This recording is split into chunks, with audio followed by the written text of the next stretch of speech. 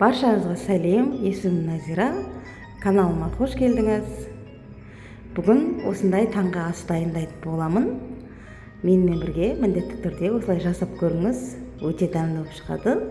Бастысы ет өте жылдам дайын болады.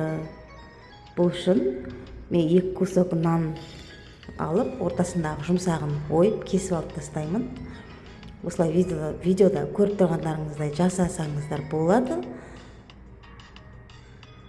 Алып тастап, табаға сұйық май құйып, енді 2 нанды табаға салып, нанның ортасына бір жұмыртқадан осылай 2 жұмыртқа саламын. Арнама тіркеліп, лайк басып қойыңыз.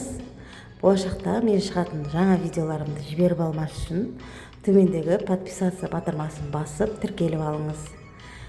Және де оның үстіне қызанақ, шұжық, укроп, сосын бетін бағанағы кесіп алған нанның жұмсағымен бетін осылай жабамын. Өте керемет дәмді болып шығады екен. 2 жағында қызартып қуырып аламын. Осылай жасап көріңіз. Ой пікіріңізді комментарий бөлімінде қалдырып қойыңыз. Болашақта менен қандай рецепт күтесіз, соны жазып қойыңыз. Аударып, ірімшік сеуіп, үстіне кішкене тұз сеуіп жіберемін да.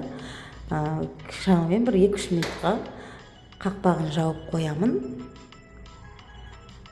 Мінекей, менің таңғы асым дайын болды. Өте жылдам дайын болатын таңғы ас. Бетіне кішкене укроп сеуіп жіберсеңіздер болады. Ол енді өздеріңіздің қалауыңызға байланысты. Осылай жасап көріңіздер. Видеомды соңына дейін қарағаныңыз үшін сізге көп рахмет. Каналымда келесі кездескенше аман сау болыңыз.